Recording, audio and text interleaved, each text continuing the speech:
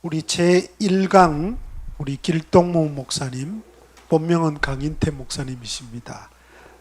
저는 강 목사님 하비루의 길 1권을 한 15년 전에 소개를 받고 읽고 밤새도록 통곡을 했습니다. 목사님의 삶의 여정과 영성의 체험과 또 잘못 알고 있는 신앙과 성서에 대한 도전을 받았지요.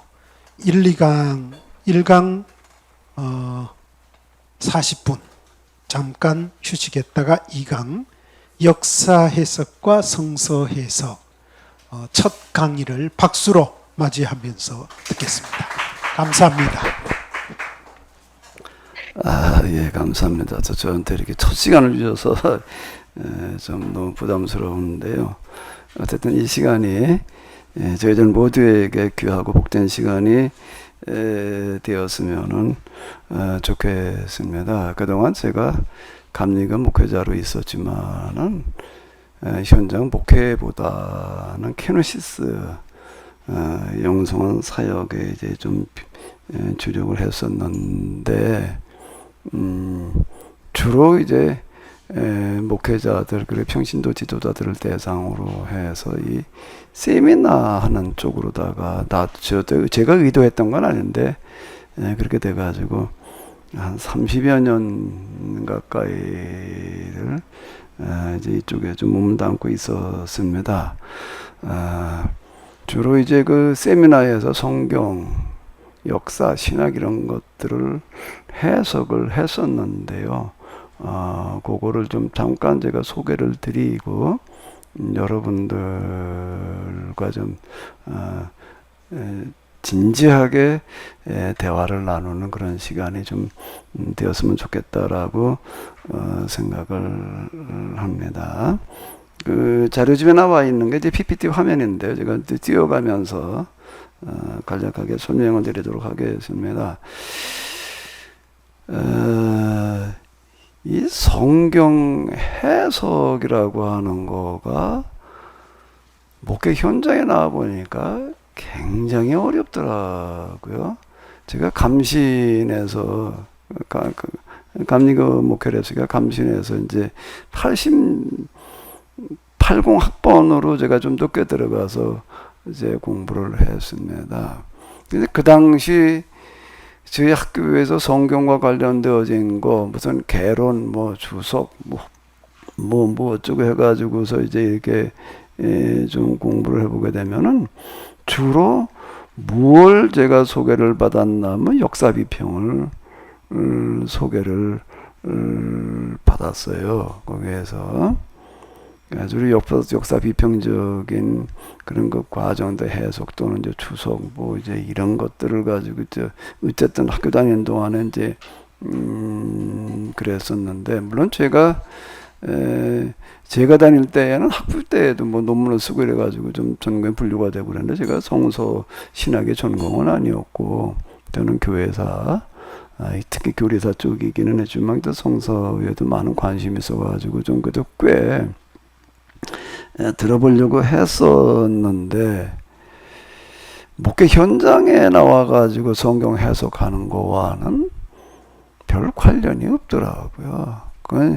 제가 칼바르트의 로마서 강해가 이제 뭐 그런 그 경험 속에서 쓰여졌다 뭐 이제 우리가 그렇게 알고 있는데 그 성경 해석 어쨌든 설교는 해야 되고 물론 저도 신학교 다닐 때는 목회를 하겠다고 생각을 하고 다니지는 않았는데 공부 쪽이었지만은 뭐 형편이 그렇게 공부에만 주력하고 있을 수가 없어가지고 대학원 졸업하고 이제 어떡하다가 이제 목회 현장에 좀 이제 발을 들여놨는데요.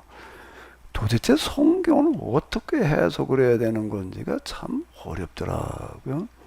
뭐 목회자 세미나 같은 데 가서 이렇게 보고 이 영적인 무슨 해석이래나 뭐 무슨 강해래나 뭐 주로 이런 것들 다루고 이제 그러고 있었는데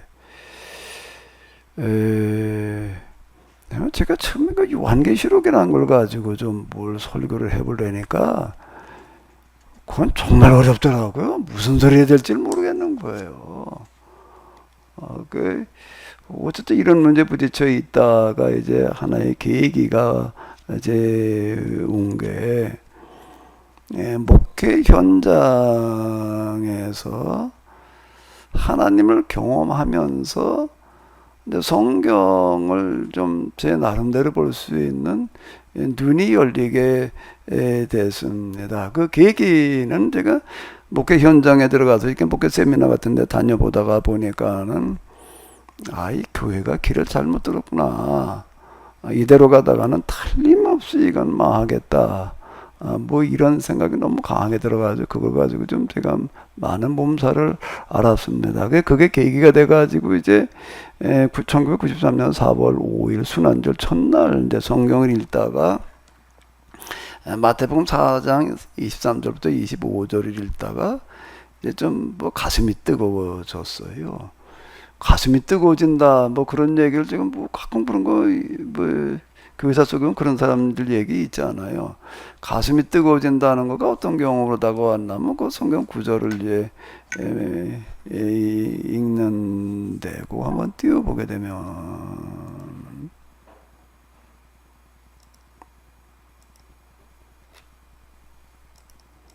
이 구절을 딱 읽었는 이제 순환절 첫날이니까 제가 새벽기도 끝나고 들어와서 제가 습관적으로 순환절에는 늘 이제 복음서를 읽으면서 예수님의 그 뭐 순환을 좀 이제 묵상하자. 이제 그래서 읽은 거예요. 그래서 이제 읽는데 요 구절에 와가지고 제가 눈이 멈췄어요. 가슴이 뜨거워지는 거가 요 구절 읽어 내려갈 텐데요. 갈릴리와 데가볼리와 예루살렘과 유대와 요단강 건너편에서 허다한 무리가 쫓으니라.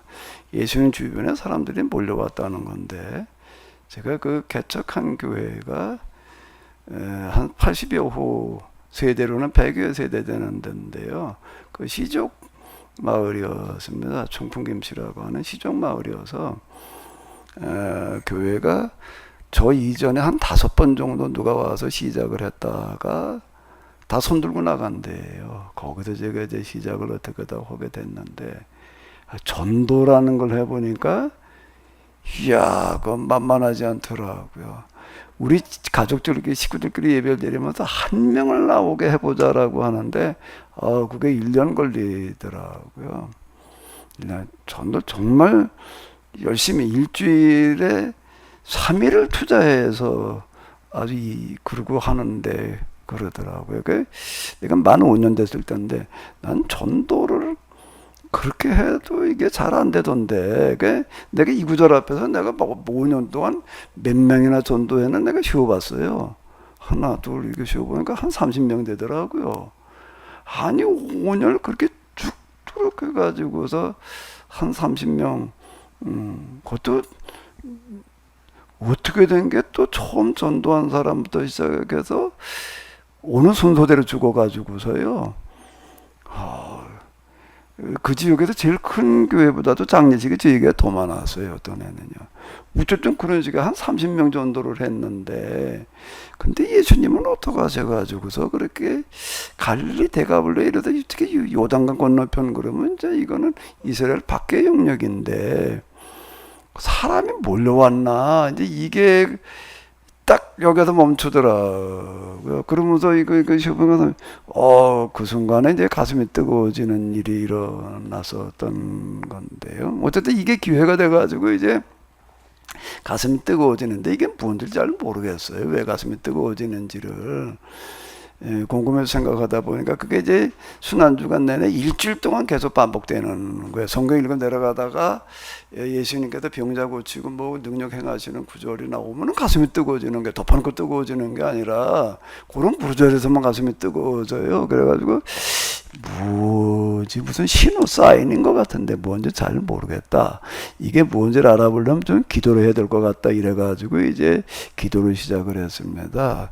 기도를 어떻게 해야 되나고 고민하다가 이거 좀 집중적으로 해봐야 되겠다라고 생각이 들어가지고 저녁 밥 먹고 나면은 숟가락 옮겨 기도하러 가서 뭐 한 11시까지 있다가 오는 그 가까운데 이제 기도원이 있었어요. 한 30분 거리에. 이제 이렇게 기도를 하러 다녔는데 그걸 이제 여러 해 다니게 됐습니다. 여러 해 다니는 동안에 흔히 얘기하는 그 영성가 데려가러 갔던 영성의 그 과정을 한번 좀 이렇게 겪었어요.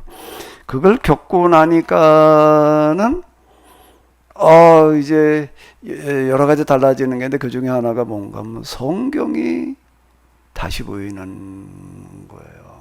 그 성경이 다시 보이는 과정이 어떻게 더 보였나 하게 되면은 어느 날 기도를 하러 갔는데 이제 산에 가서 기도했는데 비가 이제 구질구질 와요.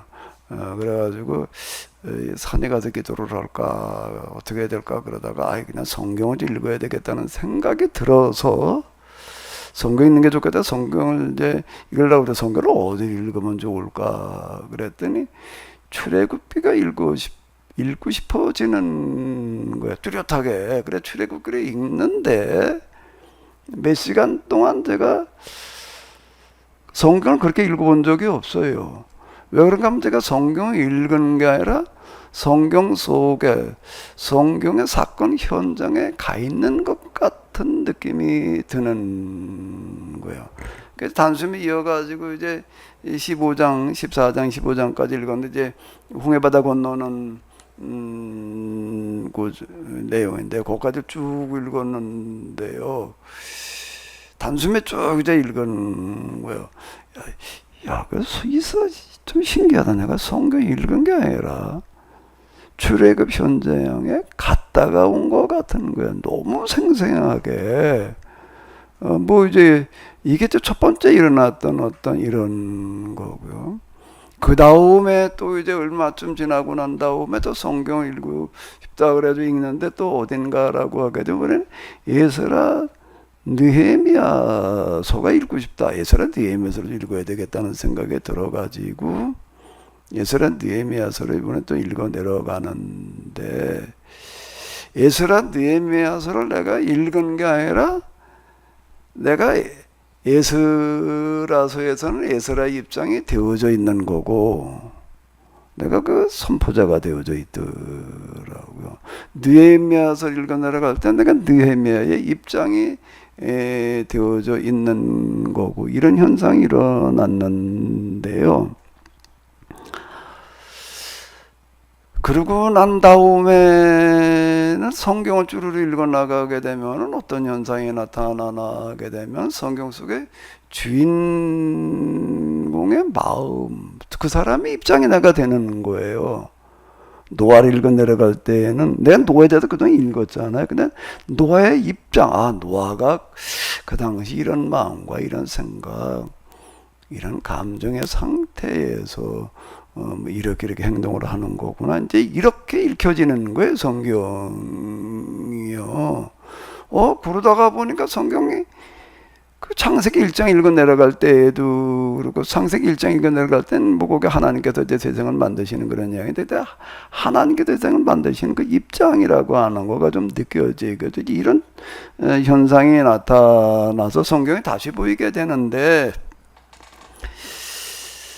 이제 이거가 이제 기회가 돼가지고 제가 영성 경험이 일어나고 난 다음에는 처음에는 이제 그 영성 수련에 관심 있는 분들, 그 80년대, 90년대니까 그때 영성의 붐이 일어났을 때예요. 영성 뭐 모임 같은데 이제 가서 뭐 내가 경험한 거 좀 가지고 얘기를 하면 관심 가지는 사람들이 있고 이제 그래가지고 자연스럽게 이제 영성 수련이라고 하는 거를 시작하게 됐는데. 영성 수련을 하면서 뭐 기도를 뭐 어쩌고 저쩌고 이런 거보다도 그 렉처 DB나 그래가지고 성경 묵상하는 그런 게 조금씩 있습니다. 이거를 하게 되면은요, 제가 이제 그 보이는 대로 이 성경을 가지고 얘기를 하면은 사람들이 영성 수련하러 왔던 사람들이 영성 수련보다도 이게 더 관심들을 가지고 이러는 바람에 이제 자연스럽게 이제 성경을 해석하는 세미나로 이제 진행을 하게 되어졌습니다. 그래가지고 이제 그걸 기초로 해가지고 아까 이제 신 목사님 얘기하신 합의로 얘기를 뭐죠 꽂혀 있는 건 이제 그런 걸 쓰고 그랬는데요. 제가 의문이 제 나름대로 성경 해석되어지는데 이런 성경 해석을 어떻게 제가 이해해야 될지가 궁금해지는 거예요. 그래가지고 이제 이거저거 뒤적거렸는데 이제 요 책이 있어요. 요 책. 20세기 이 신학이라고 하는 책인데, 이건 제가 처음에 이제 이게 번역본이 어제 눈에 띄어가지고 이제 먼저 이렇게 읽었다가 이제 나중에 이거 이렇게 샀었는데요. 이 책을 이렇게 보니까 현대 신학에서 일어났던 그런 신학적인 흐름을 이제 아주 참 잘 요약을 해놨더라고요, 이 책이. 이걸 읽어 내려가다가 보니까는 내가 지금 하고 있는 게 이거와 유사하다라고 하는 게 여기서는 이제 내러티브 디얼로지라고 이렇게 이제 소개를 하고 있더라고요. 이제 뭐 설화 또는 이야기 신화. 근데 그거를 일반적으로 이제 문학 비평 이렇게 얘기를 합니다. 그래서 80년대 초에 신학교 다닐 때에는 주로 이제 역사 비평, 뭐 양식 편집 뭐 이런 것 쪽으로 얘기를 많이 듣고 이제 그때는 문학 비평을 소개하지를 않더라고요. 근데 그 다음에 이제 문학 비평을 이제 학교에도 다루고 신학교도 그러는 것 같던데 우리나라에서는요. 근데 이제 일반적으로 문학 비평 뭐 이렇게 얘기를 하는데 여기서는 리터러리 크리티시즘 이런 용어를 쓰지를 않고 내러티브 디얼러지 이런 용어를 가지고 설명을 해 나가는데 그걸 읽으면서 내가 지금 하고 있는 거가 이제 이거와 제일 가깝다.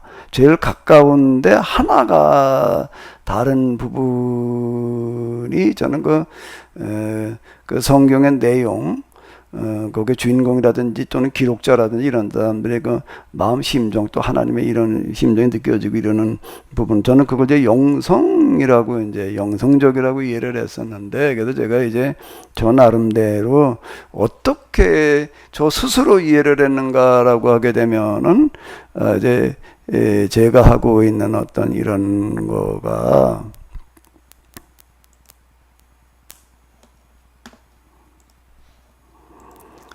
영성적 문학 비평 또 이야기 신학이다라고 이제 이렇게 이해를 했습니다. 근데 제가 해석하는 거의 특징이 뭔가라고 하게 되면은 해석을 나가면서 하나님이 진짜 하나님이 이상한 하나님이 아니라 진짜 하나님이 되시도록 그 다음에 성경이 해석한 성경이 하나님의 말씀이 되도록 그 다음에 그 사람의 진짜 좀 진짜 참 인간이 되도록 이제 요런데 초점만 이제 이렇게 이건 내가 이렇게 의도적으로 이렇게 맞춰가지고 한 게 아니라 이제 이런 특징을 가지게 됐고요. 이제 성경이 진짜 하나님의 말씀이다. 라고 하는 거고 그리고 그 다음에 또 하나는 성경 해석과 신학이 기독교 진리에서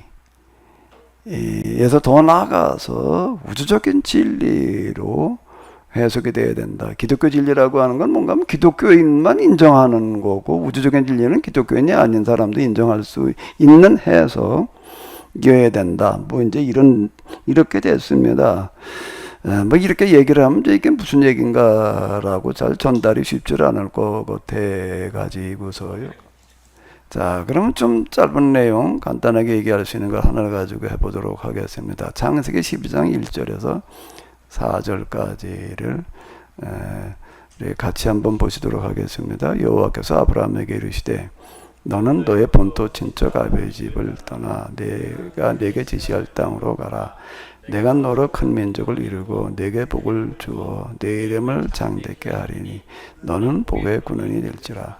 너를 축복하는 자에게는 내가 복을 내리고 너를 저주하는 자에게는 내가 저주하리니 땅의 모든 족속에 너를 인하여 복을 얻을 것이니라 하신지라. 이에 아브라함이 여호와의 말씀을 쫓아갔고 롯도 그와 함께 갔으며 아브라함이 하란을 떠날 때 그 나이 75세였더라.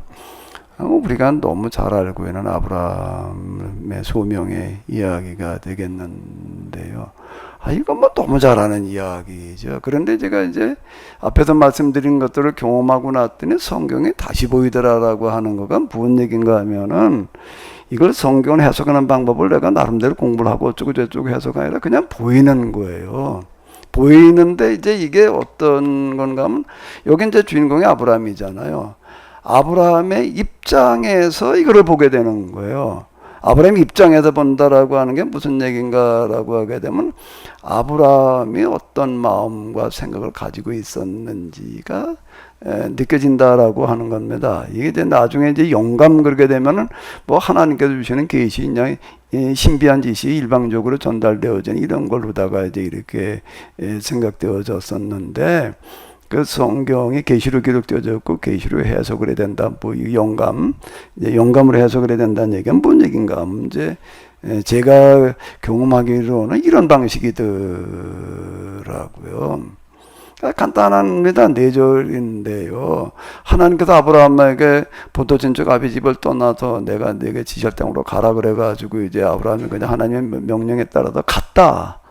뭐 그런 얘기잖아요. 하나님의 말, 명령. 그리고 아브라함의 뭐예요?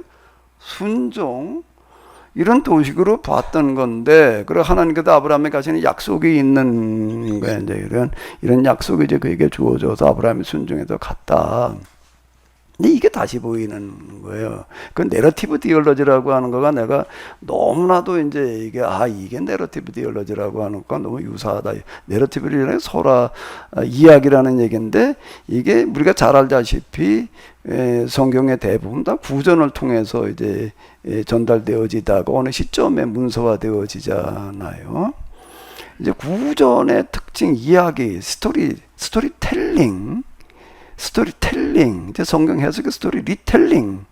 제가 이렇게 이해를 했는데 이게 다시 보였다는 게 이러는 거예요. 하나님께서 왜 아브라함을 부르셨느냐? 하나님께서 아브라함을 보시고 그냥 뭐 예정에도 선택해서 뭐 하나님 뜻에 맞아도 부르셨지. 이렇게 이제 들었던 거. 그래서 아브라함은 그냥 하나님 말씀대로 믿음을 가지고 순종했지. 이 도식이었는데 여기에 가서 보니까 요 구전이라고 하는 거는 일종의 운문이잖아요. 산문이 아니고요. 운문은 시이고 시는 산문적인 표현이 아닌 은폐, 함정, 암시적인 표현을 쓰게 되어져 있는데 그게 보이기 시작을 하더라고요. 여기 본문에서 뭐가 보이냐면 아브라함이 평생 무슨 생각으로 살았는지가 드러나는 거예요. 그게 이제 느껴지는 거예요. 제가 읽어 내려가면서 아브라함의 입장에서 본다는 게 그런 얘기예요. 아브라함이 무슨 생각을 하고 있었는가라고 할 때 아브라함의 관심은 그 갈대우르라고 하는 게 메소포타미아에서 그건 아주 진짜 제일 그 비옥하고 상류 지역에 상류 충들이 사는 어떤 그런 곳이었다라고 이렇게 알려지고 있는데 아브라함에게 왜 하나님께서 말씀을 하셨느냐라고 하는 거가 은폐 함정 암시적인 방법으로 들어 있는데 그게 뭔가 말 아브라함은 관심이 뭔가라고 한다라고 하게 되면은 세상 모든 사람들이 좀 복받고 좀 잘 살게 해봐야 되겠다라고 하는 게 평소의 관심사였다라고 하는 거예요. 하나님께서 아브라함에게 하시는 말씀이 뭔가 하면 땅의 모든 족속에 너를 인하여 복을 얻을 것이니라.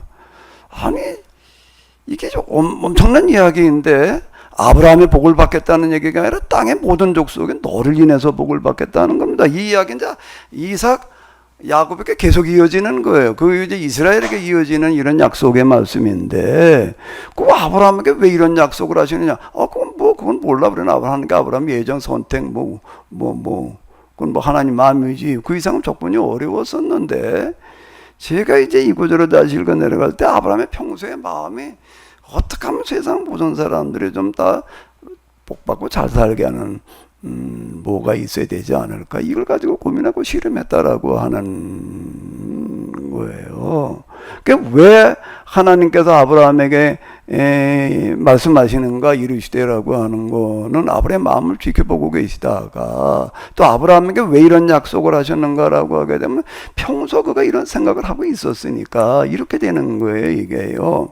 그럼 이제 너의 본토 친척 아비 집을 떠나 내가 내게 지시할 땅으로 가라라는 이런 얘기는 갈 때 우리도 떠나서 어디로 가야 될지는 뭐 정처 없는 길을 가라는 얘기는 나그네 길을 가라는 이야기인데 그건 나그네라고 하는 거가 그 당시 가장 밑바닥 사람들, 비참한 사람들이잖아요. 내가 진짜 세상 모든 사람들 복받기를 원하고 그런다라고. 그다음 내가 먼저 그 중에서 가장 비참한 사람 중에 하나가 되어라.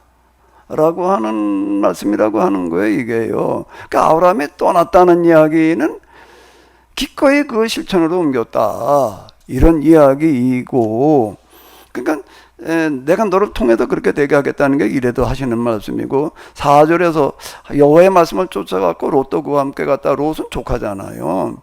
아브라함이 하란을 떠날 때 나이가 75세였다. 이건 왜 적어놨느냐? 떠날 때가 75세였으니까 적어놨지. 이제 그 얘기가 아니라 75세 나이가 이제 노년이 되도록 이제 더 이상 아이를 낳지 못할 나이가 되었음에도 불구하고 그는 자식을 낳아서 후사를 이어가고 어쩌고 저쩌고 하는 문제보다도 어떻게 하면 이 세상에 좀 모든 사람들이 공평하게 잘 사는 그런 세상이 만들어 볼까라고 하는 게 더 큰 관심사였다. 라는 거를 얘기하는 구절이더라는 거예요. 75세라는 이야기가 그냥 그때 나이를 얘기해 주려고 하는데 목적이 있는 게 아니라 이렇게 이제 이게 해석되어지기 시작을 하는 거예요. 그러다 보니까 이제 예정이나 선택이라고 하는 것들도 그렇고 명령 순종이라고 하는 거 이제 다시 보여지는 어떤 이런 거요. 이 이야기를 끝날 때 그냥 우리가 예전의 방식입니다. 아브라함과 나를 결부시키기가 굉장히 어려웠습니다. 그럼 아브라함에게 상관이 있는 얘기도 나하고 이게 무슨 상관이냐라고 하는 건데 그게 이제 다시 이제 나의 이야기가 되는 어떤 이런 거고 그게 이제 아브라함이 이스라엘이 이제 그 시조가 되는 이유가 아브라함, 이삭, 야곱으로 이어지는 거가 이 정신이 이어받는 사람들이었다라고 하는 그런 계보가 출생의 계보, 생물학적인 계보가 아니라 믿음의 계보, 믿음이라고 하면 믿음의 조상이라고 하는 게 아브라함의 믿음의 조상이라는 게 무슨 믿음의 조상이냐라고 한다면 이게 진정한 믿음이라는 거예요. 아브라함이 믿은 하나님은 정말로 하나님이 계시다라고 한다면 그 하나님은 세상 모든 사람들이 다 복받고 잘 살기를 바라시는 하나님이어야 일 거라는 거고 또 그 하나님을 믿는다면 마땅히 우리가 그렇게 해야 된다라고 하는 것이 본문에도 얘기하고 있다. 이게 이제 구전 그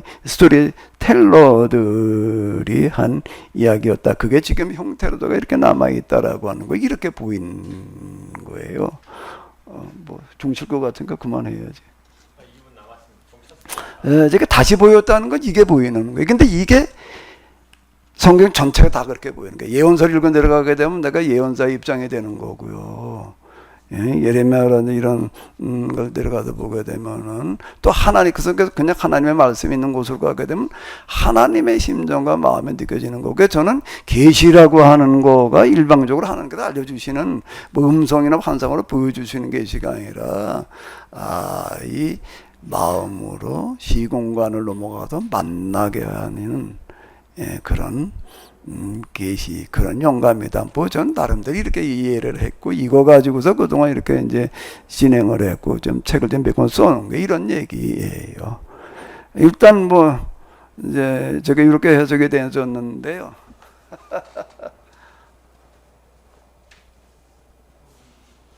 얼마나 잘 전달이 됐는지 모르겠습니다. 박수로 사랑하고 존경하는 마음으로 끝까지 경청해 주셔서 감사합니다. 이제 20분 동안 심도 깊은 진리와 토론을 할 텐데요. 원래 이게 1시간 반 아닌가? 1시간. 1시간이에요? 네. 시간 표현은 1시간 반으로 되어 있는데. 그래? 자, 어쨌든 한번 진행을 해보겠습니다. 그 질문을 하실 때 제 생각에는 여기 계신 자기 자신의 그 신학적인 높은 수준을 가지고 질문하셔도 되고 오늘 한국교회 평균적 성도들의 문제의 자리에서 질문을 하셔도 될 것 같습니다. 한 가지 어떤 질문도 나쁜 질문이나 문제 있는 질문은 없습니다. 그러니까 마음껏 자유롭게 질문해 주시면 좋겠습니다. 참고로 제가 강 목사님 책을 읽고 밤새도록 통곡했다 그러잖아요. 그리고 강 목사님 만나서 교제를 하고 강 목사님 강의를 수년 동안 듣고 하부르타식 방식으로 토론에 참여했음에도 엄청 헷갈렸어요. 지금도 여전히 헷갈리고 있습니다.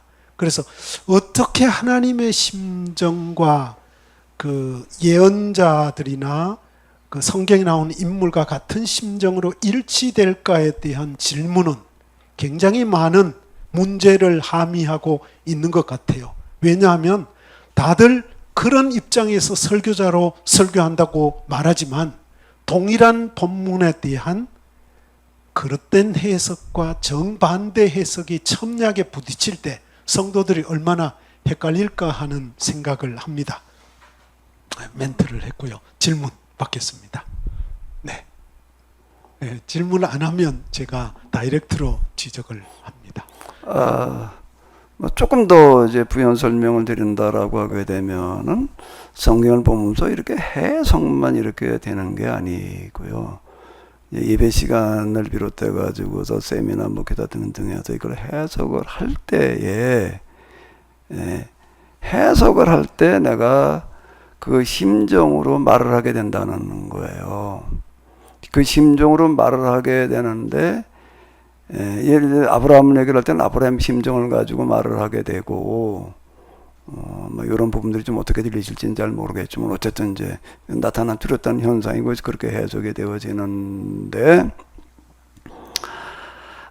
그렇게 제가 설교를 하고 성경을 해석을 할 때 나타나는 반응, 듣는 사람들의 반응은 어떤가라고 하게 되면 많은 부분이 눈물로 말을 할 수밖에 없게 되는 거예요.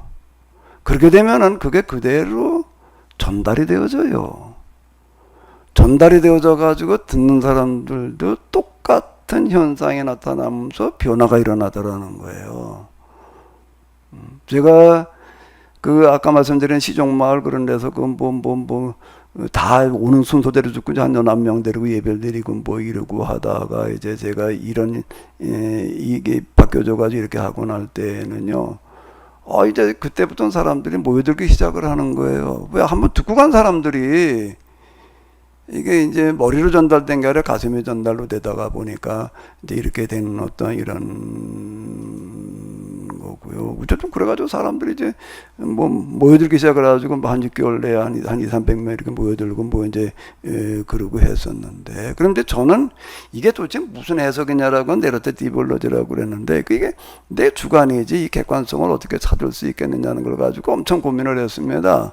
그거를 제가 어디서 찾았나 하면 상식과 자명성, 당위라고 하는 데에서 이렇게 해석이 돼야 된다. 아까 말씀드린 대로 해석된 다음에 진짜 하나님이 되시게 해석이 돼야 되는 거고 그리고 또 성경이 정말로 해석된 다음에 하나님의 말씀이라고 그건 누구나 인정해야 된다는 거예요. 제가 기독교 진리가는 우주적인 진리여야 된다는 얘기가 그 얘기거든요.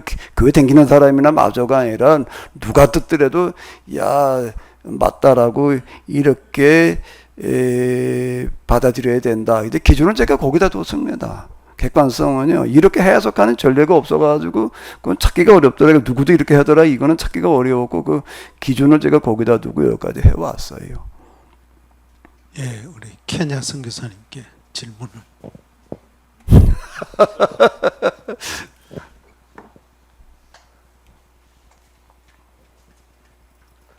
갑자기 질문하라고 하셔서. 네, 먼저 네.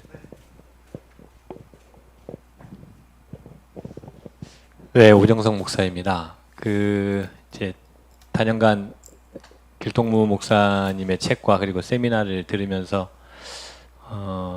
어떤 말씀을 하시려고 하시는지 이제 저는 짧은 시간이지만 최대한 이제 이해해 보려고 했고 나름대로 조금은 이해를 했다고 생각하는데 그 부분에서 드는 궁금함이 하나님의 마음을 가지고 성경을 바라보았을 때 그게 성도들에게 공명을 일으키고 그렇게 해서 사람들에게 그런 목사님뿐만 아니라 설교를 듣는 사람들의 마음도 같이 울림이 있었다. 이제 그렇게 이야기를 해주셨는데 그 중간에 과도기라 그래야 될까요? 그 과정이 분명하게 더 심화되는 과정이든지 어떤 그런 과정들이 있었을 것 같거든요. 그래서 그 부분에 대한 좀 부연 설명이 있으면 좋겠다고 생각이 드는 게 왜 그러냐면 그 어줍지 않게 저도 이제 길동무 목사님의 세미나와 그리고 책을 그리고 최근에 영성훈련을 해가면서 그렇게 성경을 보고 그리고 그렇게 기도를 하려고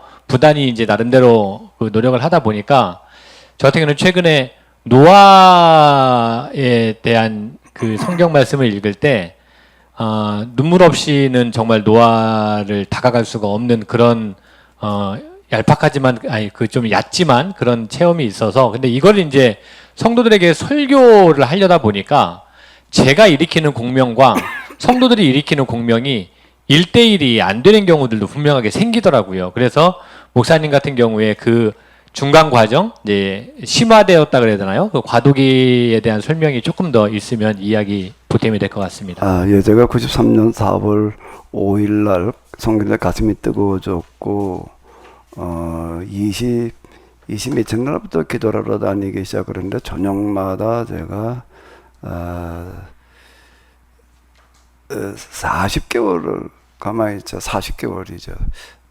3년 반이니까 40개월을 제가 이제 뭐 하루도 안 빠졌다라고 할 만큼 기도하러 다니는 시간이 있었고 그 동안에 그 영성의 과정들이 한번 이제 경험이 되어진 게 저기 비움의 길이라는 이름으로다가 지금 제가 정리를 해놨는데 영성을 경험하고 난 다음에 영성 서적들 읽으면서 정리해 나가는 거가 40개월 이상 걸렸습니다.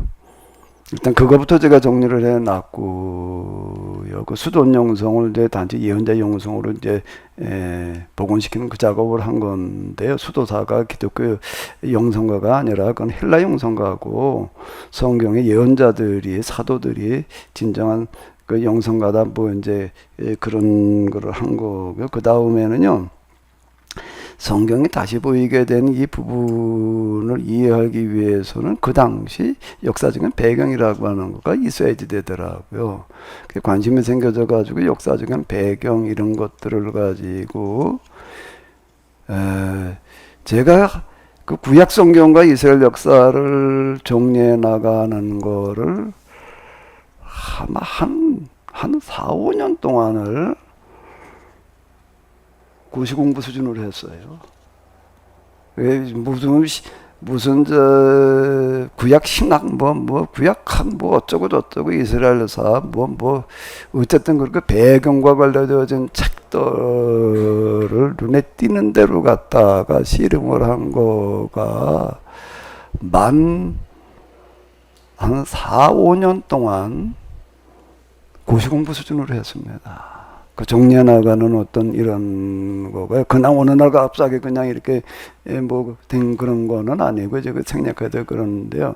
뭐 지금 중간 과정 얘기를 하시니까 이제 그러는데 그 여기에서 이제 다시 발견되어지는 거가 이제 율법이라고 하는 거를 재발견하는 어떤 이런 거였는데요. 복음과 율법 대비시켜 가지고 그런 율법을 폄하하고 그러고 했었는데 그게 아니더라. 이런 과정 그거를 정리해 가지고 지금 신 목사님 얘기하신 합유의 길이라는 걸 쓰기 위해서 수년 동안 씨름을 했고요. 이스라엘 역사의 흐름을 역사와 그 신학의 흐름을 잡는 게 참 어렵더라고요.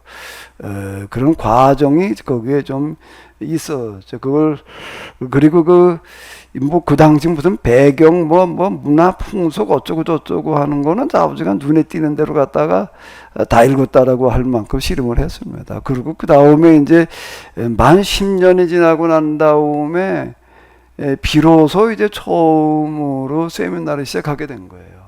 그 중간 과정 그렇게 정리를 한 겁니다. 지금 저희들이 강 목사님을 통해서 두 강의 강의를 듣는 주제가 성서 해석과 역사 해석이라는 주제로 하고 있어요. 한국 역사와 세계 역사, 교회사 그리고 성서를 해석하는 것과 역사를 해석하는 것이 현재 한국 교회 안에서는 좌와 우로 갈라진 최극단의 투쟁 속에 있기 때문에 현장에서는 뭐 계엄령, 계몽령 얘기도 하고 또 태극기와 촛불의 싸움이라는 얘기도 하고 있는데 지금 강 목사님의 그 과정이라는 얘기를 들으면 결국 역사 해석과 성서 해석을 제대로 하지 못하는 이유는 지금 잠깐만요. 질문까지 들고 제대로 하지 못하는 이유는 제가 생각할 때는 목사님은 지금 처음에 이제 화두를 던질 때 성서를 읽을 때 하나님의 심정 그리고 거기 나오는 주인공의 심정과 상황 속으로 들어가셨다 그랬는데 그는 아주 그 한두 마디로 말씀하신 거고 그렇게 들어가기까지는 정확하고 집요한 역사의 흐름과 성서의 배경과 기록된 구전이 성문화되는 과정의 여러 가지 썸씽의 문제를 목숨 걸고 고시 공부하듯이 공부했던 그 애타는 마음의 갈망이 하늘에 응답돼서 그런 걸로 되었다고 한다면 오늘 한국교회와 저를 포함한 목회자들의 성서 해석과 역사 해석이 몰역사적, 반성경적, 비역사적, 비현실적, 비이성적이 되는 이유는 한마디로 태만 아니겠습니까? 예, 그 부분이 이제 저는 그 성경과 역사라는 그 관계가 성경이라는 거가 고문서잖아요. 신약 성경만 하더라도 2000년 전 책들이고 구약 성경으로 넘어가게 되면은 뭐 2500년, 3000년 또 그 이상으로 이렇게 올라갈 수가 있는데 구전으로 기원을 찾는다면은 뭐 훨씬 더 오래되는 그런 이야기가 문서화되어는 것만 하더라도 율법서가 오늘의 형태로 문서화되는 거가 포르기다 뭐 대충 이렇게 얘기하는 것 같더라고요. 그때 2500년 전이에요. 그러니까 문서화된 건 문서 이전에 구전의 단계가 있었는데 그까지 거슬러 올라가게 되면 3000년, 4000년 이렇게 올라가는 이야기가 되는 거거든요. 그럼 이제 제가 이게 그 심정이 느껴졌다 뭐 졌다는 게 무슨 얘기가 되는 건가 하게 되면은 여기서 제가 타임머신을 타야 되는 거더라고요. 타임머신을 타고 아브라함 시대로 내가 돌아가야 되는 거예요. 그 시대의 상황. 그러니까 이제 이게 구분이 되는 거야. 성경에 보게 되면은 사건 당시가 있고 기록 당시가 있는 거예요. 사건 당시에 기록되어지는 것들도 있지만은 대부분 사건 당시와 기록 당시가 다르거든요. 그러니까 신약 성경 복음서만 하더라도 사건 당시는 예수님 당시 30여 년경이지만은 기록 당시라고 하는 건 마가복음 빗대로 해가지고 60년, 70년 뭐 이렇게 보잖아요. 그럼 몇십 년의 공백이 있단 말이에요. 기록 당시라고 하는 거가. 그러니까 이제 사건 당시와 기록 당시를 구분을 해가지고 그 상황 속에 들어가서 이해를 해야 되는 그 상황이라고 하는 거가 전적으로 그 역사 해석이거든요. 그 제가 몇 년 동안 고시 공부하도 됐다라고 하는 거에 많은 시간을 뭘로 보냈는가 하면 그 당시 상황 배경을 써놓은 책들을 가지고 실험을 하는 거예요. 그건 우리가 직접 알 수 있는 게 아니잖아요. 그래서 많은 그 전문 연구 서적들이 있으니까 그걸 가지고 씨름을 해가지고서 당시 상황이라고 그냥 본문이라고 하는 건 반드시 본문의 배경, 백그라운드, 그 콘텍스트 속에서 해석을 해야 된다. 뭐 그 제가 지금 슬라이드가 이제 그 얘기인데요. 그리고 그 구전의 특징, 구전 문학의 특징이라고 하는 거를 우리가 좀 염두에 두어야지 된다. 그 표면적인 의미가 있고 이면적인 의미가 있고 이면적인 의미는 은폐 함축 암시라는 방식으로 이제 조건에 들어가야 된다. 뭐 이런 거예요. 그리고 해석한 다음에는 어떤 해석해야 되는가 하면 하나님 진짜 하나님이셔야 된다는 거예요. 그거는 기독교인만 인정하는 하나님이 아닌 누구나 인정할 수밖에 없는 타종교인이라고 하더라도 긍정할 수밖에 없는 그런 해석이어야 된다. 그게 이제 기독교 진리가 아닌 우주적인 진리로 해석이 돼야 된다. 이게 그 얘기예요. 그리고 상식과 이치에 맞아야 된다는 거예요. 예, 이기호 목사. 그냥 앉아서 얘기하세요. 편하시게. 네, 목사님 아까 그 성서 해석 예시에 굉장히 공감이 가고 아까 목사님 말씀하신 대로 그런 해석을 하니까 많은 성도들이 응답이 눈물로 응답하고 좋았다 말씀하셨는데요. 이제 여기 제가 궁금증이 들었던 게 첫 번째 그 목사님의 성서 해석 방법이 하나님을 만나고 나니까 성경 보는 게 달라졌다, 눈이 달라졌다 이렇게 처음에 이제 전제하셨거든요. 근데 이제 그래서 제가 처음에 들었던 의문이 목사님이 하나님 체험, 하나님을 만나고서 성경 보는 눈이 달라졌다는 그 해석이 실례로 보여주신 것처럼 저 같은 경우에 상당히 은혜가 되더라고요.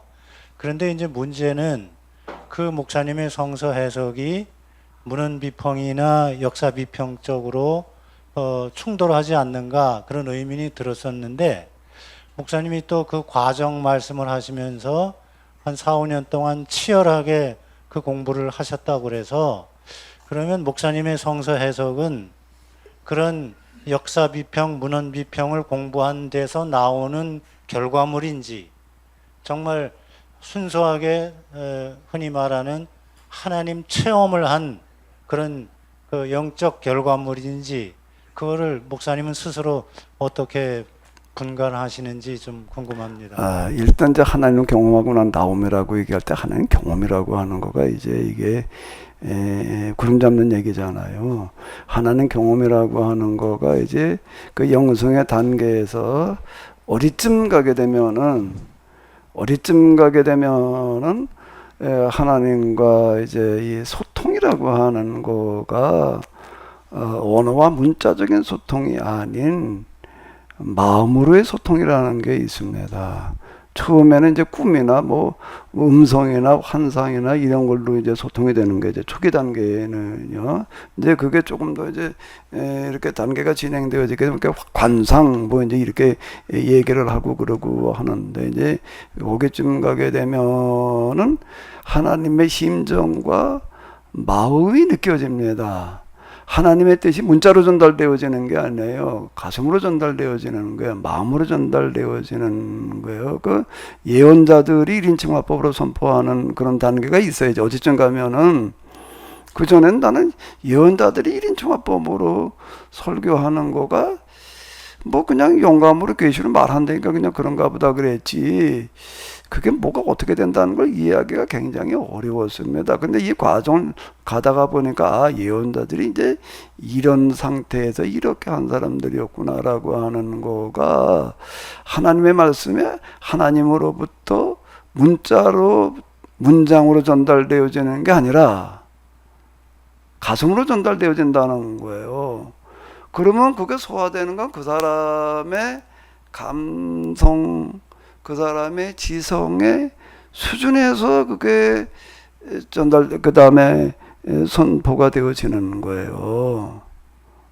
그냥 하나님은 말씀하시고 예언자들은 그냥 스피커 역할하는 게 아니더라라고 하는 게 뭐 우리가 문자적인 그런 계시 이렇게 얘기하는 그런 거가 이제 계시라는 걸 경험해 보니까 이제 이렇더라고요. 각 예언자들마다 그 문장 표현이라든지 기타 등등이 이제 다른 게 이제 거기에 있는 어떤 이제 이런 현상이었고요. 그게 가슴으로 전달되어지는 그런 면전이라고 하는 상태가 있습니다. 하나님 면전이라는 상태가 영성 경험에 있어서 이제 최종적인 어떤 그 상태라고 이렇게 생각이 되어지는데 이쯤 갔을 때 이제 비로소 뭔가라고 하게 되면 하나님의 심정, 이제 심정으로 전달된다는 게 심정이라고 하는 게 느껴지면서 동시에 성경의 주인공과 기록자들이 느껴지는 거예요. 그런 거고요. 그럼 이제 그 역사 비평이라고 하는 건 성경 쓰여지는 과정을 추적하는 거잖아요. 양식이라는 게 그런 거고, 이제 편집이라는 얘기가 이제 뭐 이런 건데, 거기에서 우리가 이제 많이 이제 얻을 수 있는 것들이 있죠.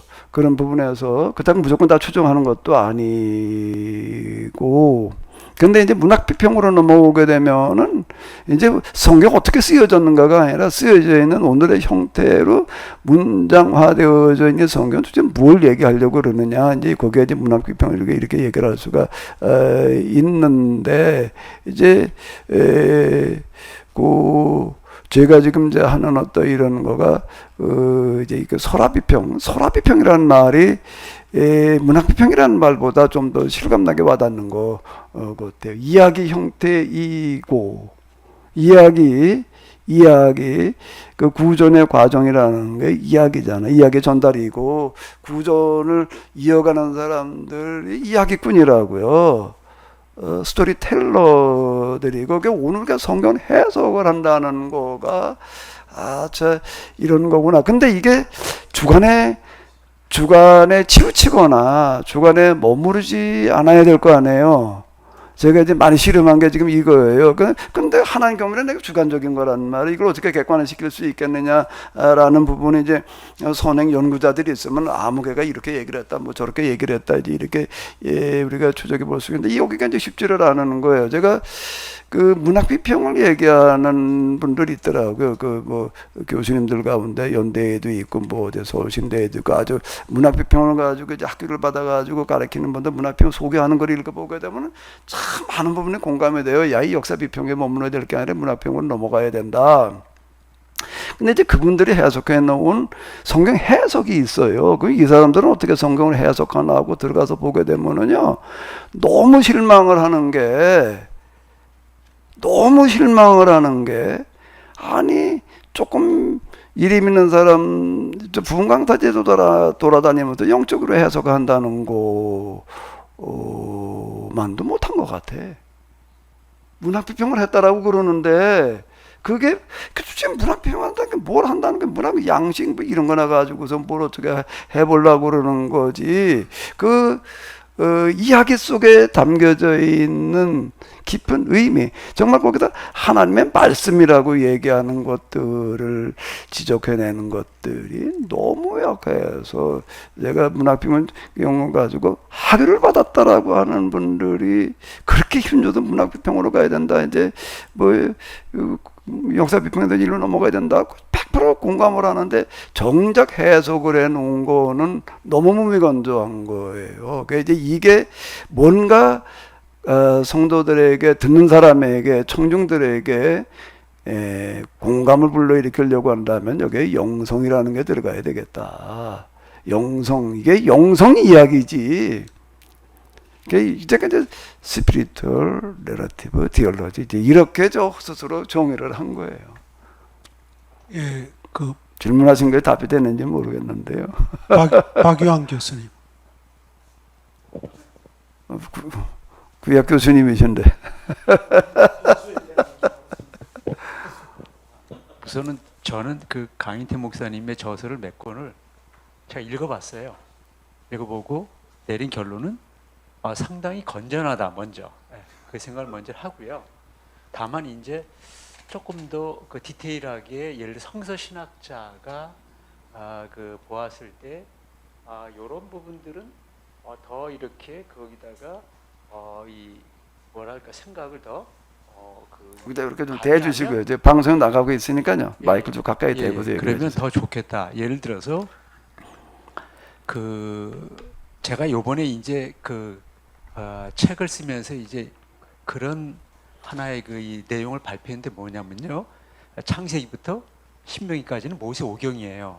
그러면 모세 오경은 일단 우리가 일반적으로 그냥 모세 썼다 이렇게 얘기하지만 사실 정확하게 말하면 모세를 대표로 해서 이제 이 모세가 썼다 얘기하는 거죠. 예를 들어 뭐 시편 전체가 다 다윗이 쓴 것은 아니지만 그게 다윗의 시편. 그다음에 지혜문학은 또 전부 다 그것이 솔로몬이 쓴 것은 아니지만 욥기, 전도서, 아가서 그런 거 다 이제 그런 것이 그러니까 그건 솔로몬 이런 식으로 그랬을 때 이제 출애미시는 모세 이야기다. 모세의 그 주인공이 돼가지고 어쨌든 이제 이 신명기까지 그 내용이 이제 모세에 관한 이야기죠. 근데 창세기는 뭐냐라고 할 때에 제가 정확하게 이렇게 얘기를 합니다. 창세기는 모세의 노래가 아니라 다윗의 노래다. 이런 얘기를 제가 하면서 그걸 갖다가 제가 밝힙니다.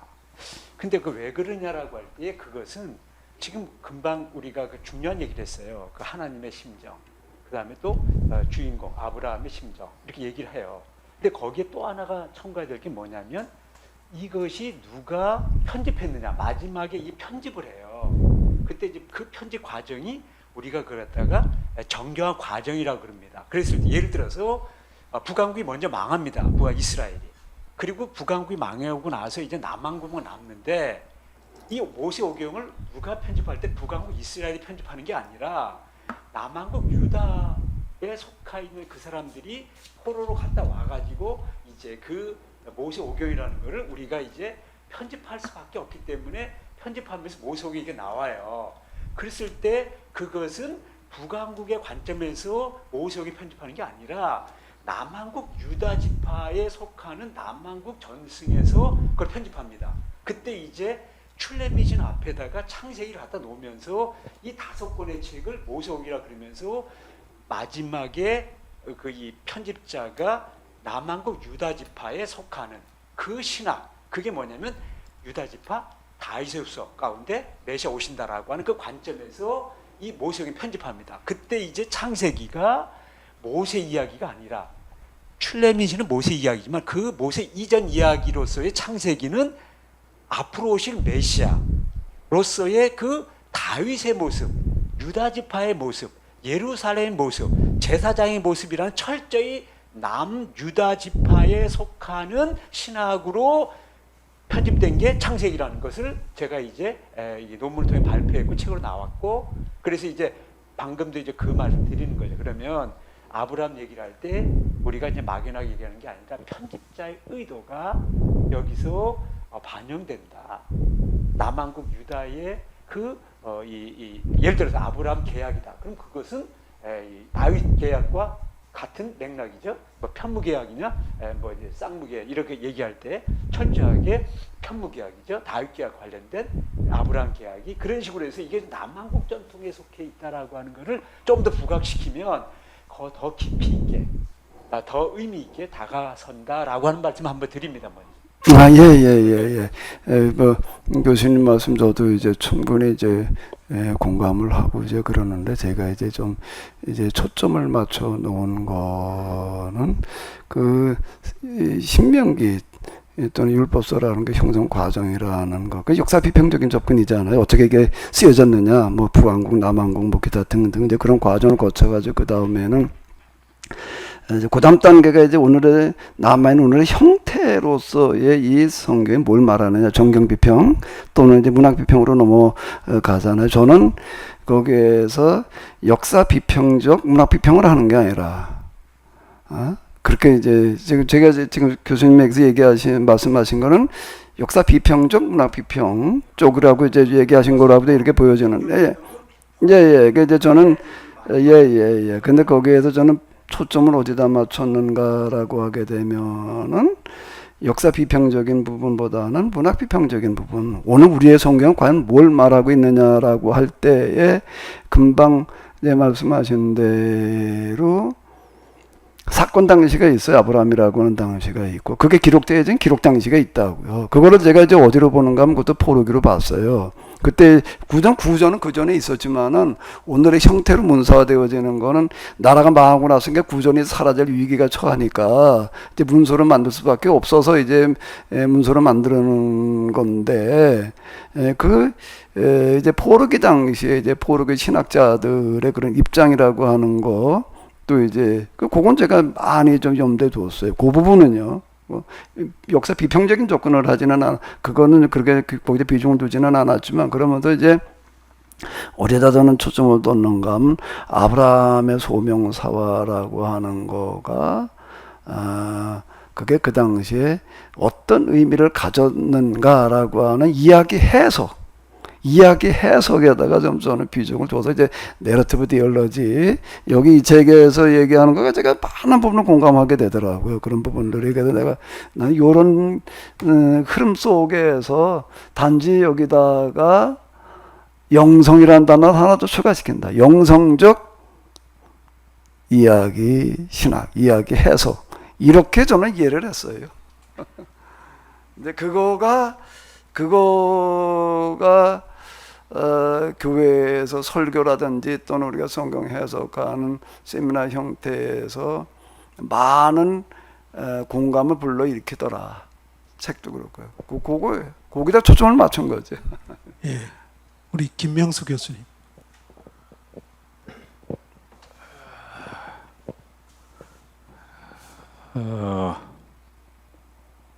문자는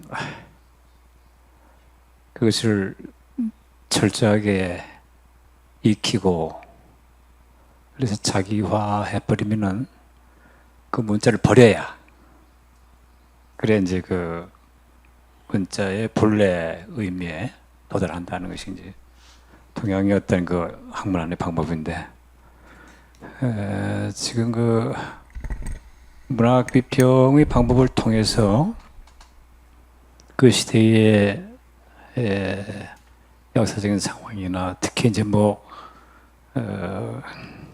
아브라함은 저기 본토라고 하는데 본토 친척 본토가 어딜까요? 우르죠. 우르는 어디 수도죠? 수메르의 수도죠. 수메르 국가에. 그게 BC 20세기에 그 수메르 국가가 이제 해체되면서 아마 그때 해체되는 상황이 이 아브라함의 이런 그 고향 우르 탈출하고 서로 깊은 연관성이 있지 않은가 하는 이런 그 생각을 하게 되고 거기에서 이제 그 수메르는 다실론 국가였고 또 만신전 판테온이 거기 있었고 그중에 이제 여러 다양한 신들이 있었는데 그 모세 이제 그 지배 계급들은 그 이제 그 지브라트를 비롯해서 그 철저하게 그 지배한 신 아누나키 또 안나 이런 신들을 이제 섬기는 이때 이제 그 아브라함은 아까 목사님 말씀했지만은 내 본토와 집을 아비 집을 떠나 나그네 게르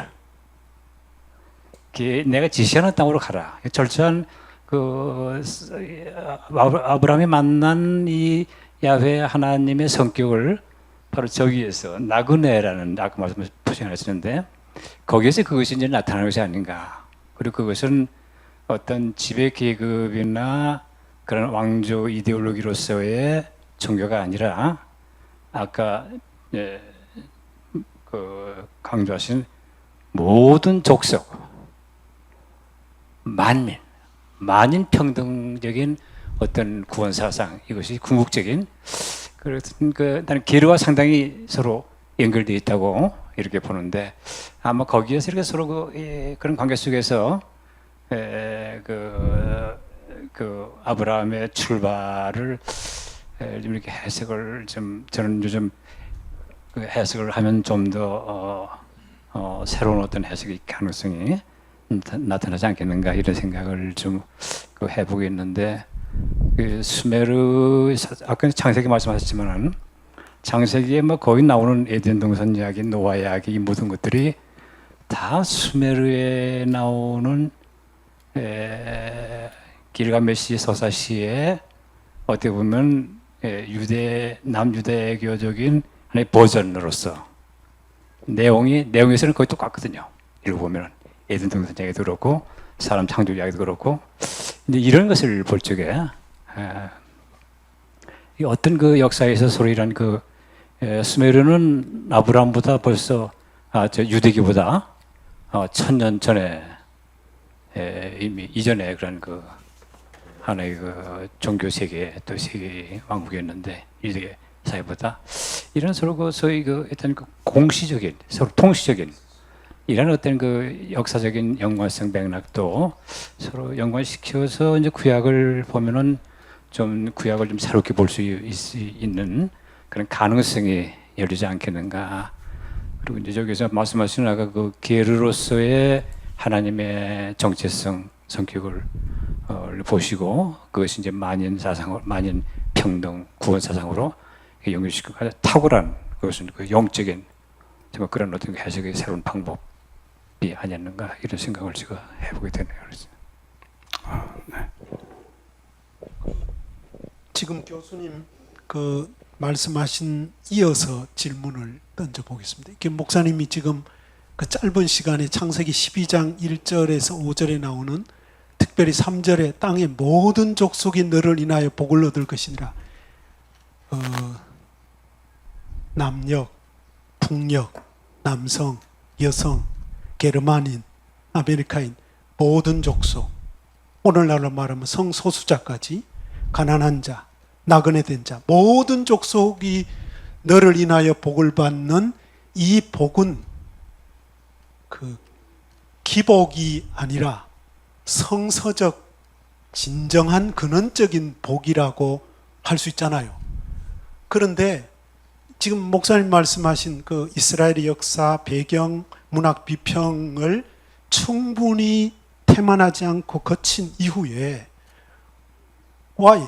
그러면 오늘 이 한국 땅에 살고 있는, 오늘 이 역사 속에 살고 있는 우리는 이것을 어떻게 해석하고 실존적으로 살아가야 될 것이냐 하는 쪽으로 들어와야 되는데, 그러면 전쟁 중에 있는 이스라엘의 네타냐후, 미국의 트럼프, 한국의 윤석열, 그리고 이들을 추종, 굴종, 선동, 왜곡, 거짓 메시지로 앞장서는 극동방송, 대교회, 총회장들, 이런 사람들의 대부분의 회자되는 성경 해석과 역사 해석은 땅의 모든 족속이 너를 인하여 복을 받는 것이 아니라 집권자들, 특권층들, 부자들, 이런 사람들 편중으로 한국교회가 가고 있지 않는가, 여기까지 해석을 해야 되지 않을까. 예를 들면 윤석열의 선제타격론, 그는 모든 족속이 복을 받는 게 아니라 북한 혹은 그 빨갱이류로 몰아닥친, 악마화시킨 모든 사람들은 폭력적으로도 죽이거나 말살해야 되는 자리까지 한국교회가 오지 않았을까? 이렇게 해석하는 그 설교자의 통곡과 눈물이 여기까지 가야 되지 않을까요? 이렇게 아주 그 현실적인 리얼리티한 네타냐후나 트럼프나 윤석열, 그리고 오늘 새롭게 이재명 대통령이 지향하는 이 지향점이 과연 성서적인가, 아브라함 심정을 갖고 있는가, 또 거기에 대해서 한국교회는 어떻게 해석해야 되는가, 그리고 선거가 결국 50대 50이잖아요. 50%는 이재명 추종했다면 50%의 나머지는 상당수가 아까 제가 말한 극동방송 혹은 한때 독재정권과 더불어 싸우고 감옥에 들어가고 투쟁했고 북한 인권을 옹호했던 이들이 권력과 편승해서 여기까지 온 것에 대해서, 이것은 창세기 12장에 나오는 아브라함 심정과 하나님의 빈정으로 볼 때는 악마적일 수밖에 없고 함께 망하자는 얘기밖에 되지 않는가 하는 아주 현실적인 해석까지 해야 되지 않을까요? 그 해석은 너무 비약적인 건가요? 아니, 이제 제가 어쨌든 접근하는 거는 성경 해석에서 사건 당시는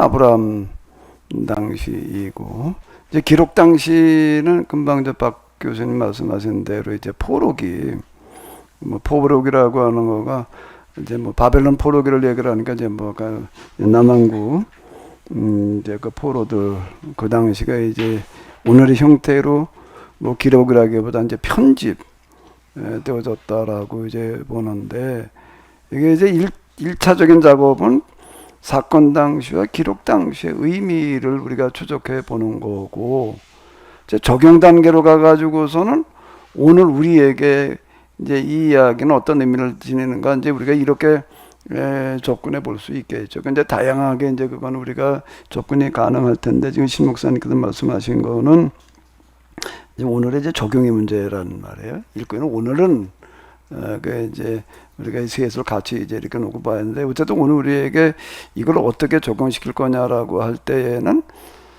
원래 성경에서 얘기하고 있는 거가 어떤 의미인가라고 하는 거를 정확하게 아는 게 먼저이고, 그걸 잘못 알고 나서 잘못 적용하려고 들게 되면 이게 이제 뭐가 밸런스가 맞지 않으니까, 이제 제가 이제 그동안에 비중에 둔 거는 오늘 우리에게라고 하는 쪽보다는 그동안 이제 저도 저 자신을 돌이켜놓고 봐도 성경에 본래 뭘 얘기하는지를 제대로 모르고 있었으면 좋은데 잘못 알고 있었더라고요. 많은 부분이. 모르고 있는 것도 더 심각한 건 잘못 알고 있는 거죠. 잘못 알고 있으면 이게 똑바른 거다라고 생각하는 게 더 심각한 얘기 아니에요. 이제 그 부분을 교정하는 데에다가 저는 다 거기다 할애를 했다라고 해도 이제 과언이 아닌데, 지금 신 목사님께서 얘기하신 식으로다가 우리가 이제 그건 얼마든지 오늘 우리에게 적용이 가능한 거다라고 이렇게 좀 저예요. 그거는 뭐 다양하게 우리가 접근시킬 수가 있으니까. 네. 그 부분은. 예, 예, 시간이 좀 네. 됐거든요. 우리 그러니까 어, 쉬었다가 평등 사회를 지향하면서 사모님의 마지막 소감이나 질문을 좀 듣고 10분 쉬겠습니다. 네, 감사합니다. 저는 목사님 책을 읽어본 적도 없고 목사님께서 어떻게 목회를 하셨는지 자세히 모르는데요. 목사님이 내러티브 얘기를 하시고 하시는 얘기를 들으면서 상담 기법 중에 이야기 치료라는 게 있어요. 이야기 치료는 사실 이제 그 내담자의 이야기를 들으면서 그 사람이 문제가 아니라 문제가 문제라는 거를 가지고 그 치료를 해가는 기법이거든요. 그런데 목사님께서 이제 그런 성경 말씀을 속에서 이제 목사님이 그거를 내러티브 형식으로 이해를 하시고 공감을 하셔서 신자들한테 전달해 주셨을 때 신자들이 그거를 공감하고 그거를 굉장히 그 말씀 속에서 이제 그 뜻을 헤아렸다는 얘기를 들으면서 성경의 이야기가 사실은 그 시대적 배경 또 맥락 또 역사적인 그런 배경을 가지고서 쓰여진 거기 때문에 목사님께서 그것을 잘 공감하셨고 또 하나님 앞에 기도하시면서 그 말씀을 쫓아가시면서 신자들한테 전달했을 때 신자들이 그게 공감한 게 아닌가 하는 생각을 해봤습니다. 그래서 사람들은 우리도 어렸을 때 옛날 이야기들을 듣고 자랐지만 이야기라는 거는 사람에게 굉장히 많은 공감을 주고 우리에게 친숙하게 하고 또 우리가 그것을 통하여서 교훈을 얻는 건 사실입니다. 많은 소설과 많은 유명한 작가들이 우리한테 주는 이야기도 사실은 그 속에서 교훈이 있거든요. 그래서 목사님께서 나름대로 열심히 하신 게 아닌가 하는 생각을 해봤습니다. 네. 예, 고맙습니다. 예, 10분 쉬기 전에 우리 두 분 멀리 서울에서 부지런히 달려오셨습니다. 우리 남기엽 소장님 또 손은정 목사님 이따가 소개하겠습니다. 박수로 환영하겠습니다.